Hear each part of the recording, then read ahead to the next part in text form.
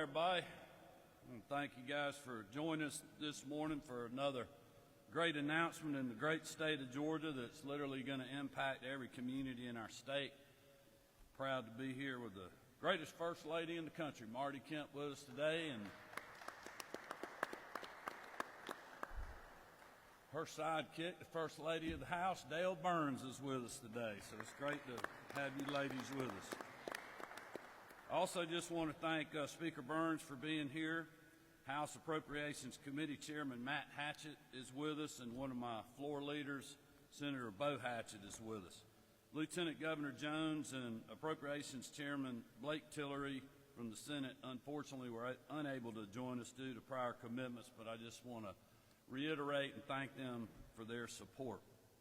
2 weeks ago, as a result of our partnership approach to budgeting carefully and keeping Georgia's economy strong, we were able to announce that we're going to accelerate the tax cut that I was proud to sign into law in 2022.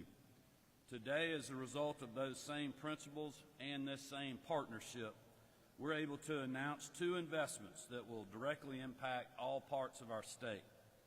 The first one is a one-time retention pay supplement for eligible full-time permanent state employees of $1,000 each. Given how hard these men and women have worked to serve Georgians during the pandemic, to help keep our communities safe, and to make state government more streamlined and efficient, this seems wholly appropriate to me. As part of that effort to make state government more responsive and effective, we have heard from our agency heads about the need to retain those with valuable skills and knowledge. This one-time end-of-year retention payment will help us do just that. I'm proud to say this payment will also include our K-12 educators who are now paid at or near the highest level in the entire Southeast as a result of pay raises we've implemented over the past 5 years. The second investment we'll make is an additional $103.9 million in the FY 2025 budget for ongoing school security funding. This will net out to $45,000 additional dollars for every public school in the state to use on personnel or for infrastructure improvements that strengthen campus security. As you recall, we previously authorized 2 school safety grants that went to every district in the state. Between the first grant in 2019 and the one we announced earlier this year, we have committed $184 million directly to school safety. And that does not include the additional funds provided through agencies like the Criminal Justice Coordinating Council, the Georgia Public Safety Training Center, and other designed to improve classroom safety. What makes this latest action unique is that it will be part of the base budget every year, so schools can plan accordingly, knowing this money is headed their way for this express purpose. These 2 actions we're announcing are direct investments in our state's human capital and our classrooms. They are demonstrations of where our priorities are. And as I've said, they're only possible because we made the hard but right decisions when it came to our budgets, both during and after the pandemic.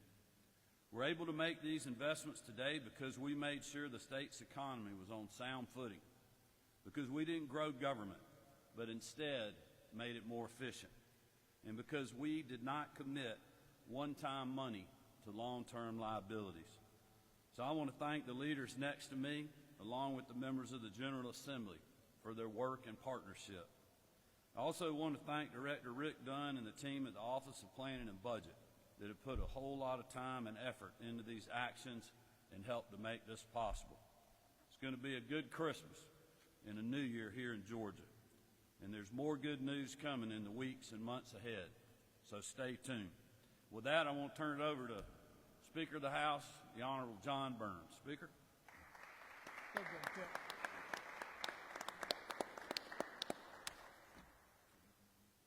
It's a good morning to be a Georgian, I can tell you that. Just a good Monday morning. It's good to be here with Governor Kemp, First Lady, and my First Lady, Dale, and the last child, but the first child today, Amy Porter. So it's good to see you, Amy Porter. And It's good to be with this governor and announce these significant investments to improve the lives of Georgians across our entire state. You know, over the last few years, we've made tremendous strides in both education and workforce development in Georgia, and today's announcement just builds on both of those areas. First, I'll let you know I'm proud to fully support Governor Kemp's proposal to provide our state employees with this additional $1,000 in supplemental pay this year.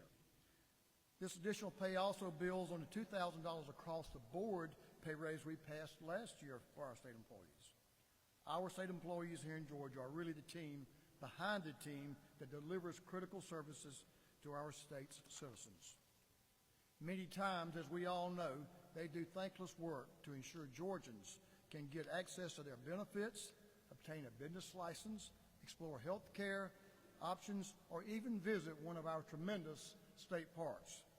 So you know it's important that we show them they are valued, particularly around the holiday season, and this is a great way to do just that. Next, when it comes to the work we do at the state level, there's nothing more important than protecting our children and keeping them safe. We want every child in our state to have the opportunity to learn, grow, and explore in a safe and secure environment. We want our parents and teachers to wake up every day and have peace of mind that is happening to them to go to work or that is safe for them to go to work or drop their kids off at school. That's why I'm additionally proud to join Governor Kemp in providing every public school, as he said, in Georgia with an additional $45,000 per building in their system to hire public safety school officers and strengthen our campus security. This will give every school in our state, from Bainbridge to Blue Ridge, the funding to secure their buildings and keep students safe and give parents and teachers the utmost peace of mind.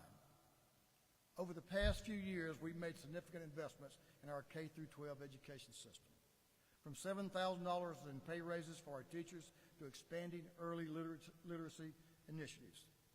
This additional funding to keep our students safe is just the latest effort to create a world-class education system that equips our children with the tools they need to succeed in a modern world. Our education system is the foundation of our state's success.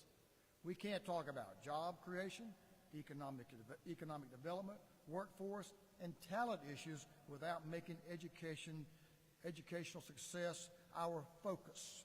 The House, my colleagues, and certainly those in the Senate will make it a priority as we work towards working with the governor and, of course, the Senate and the Lieutenant Governor doing just that. Thank you all for being here. I wish you all a safe and enjoyable, joyous Christmas. Governor, that's what I got. Thanks, Speaker. Great job. Awesome. All right, we'll open it up for a couple of questions. Jeff?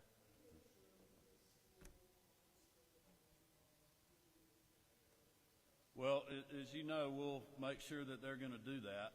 They have a great track record of doing that. I think if you look at the way we approached this issue when we first did it in 2019 and then last year, I mean, we gave the schools a lot of latitude and local control so that look, they know the schools better than we do in their back home in their districts. And I'm very comfortable with the work that they've done, and it's all been different depending on the school, depending on the neighborhood, and it's been different even within some systems in some schools. So we'll have stipulations in there for that. But look, we're also trusting them to do the right thing. I mean, they're governed by the local school board, their parents are involved, the superintendent's working with the principals, and so far they got a great track record of spending our money wisely, and we've had checks and balances on that, and I'm sure that'll be part of what we're working through during the session. Yeah.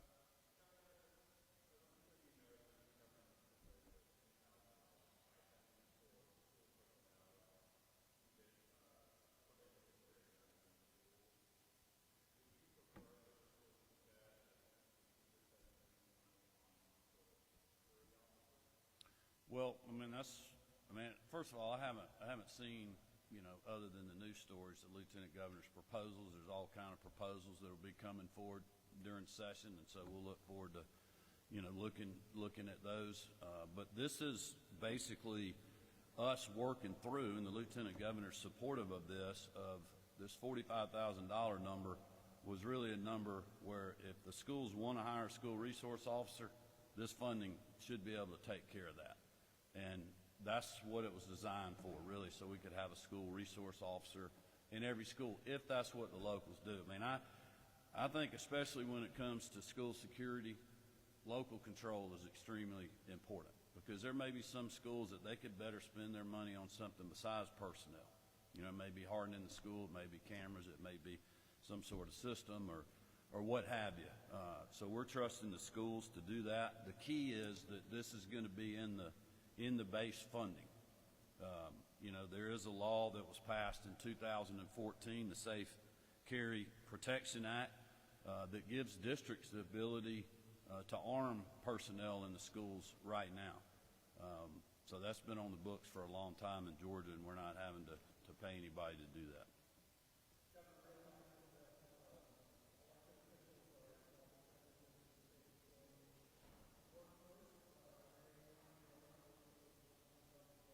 No, per law, members of the General Assembly, constitutional officers, our judges will not get it, just be their support staff. Director Dunn can give you any more follow-up on that because they've looked at all that. Arch?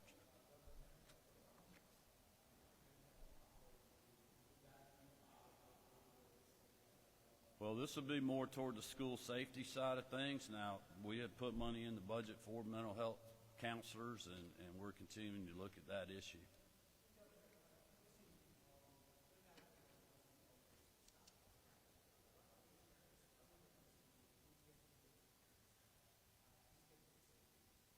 Well, listen, all we're doing is giving more resources to our schools for school security. I'm not going to try to speculate on some sort of situation that's going to be out there. I mean, this is an issue that literally you have to fight every single day, just like we do with our state law enforcement. That is why the individuals behind me and those that aren't here today decided this year it is time to put something in the base budget dealing with school security. I mean, this has never been in the base budget before. This is now going to be part of permanent K through 12 school funding. So this is, you know, a landmark thing that we're doing, and we're trusting our educators and our leaders that are elected at the local level to use this money in the right way to protect our teachers and our kids and anybody else that's in the school, and I'm confident they will do that. But look, this is something that you have to, I mean, you know, it's something you worry about every day if you're in law enforcement, or if you're the principal, if you're one of the teachers, or if you're a parent.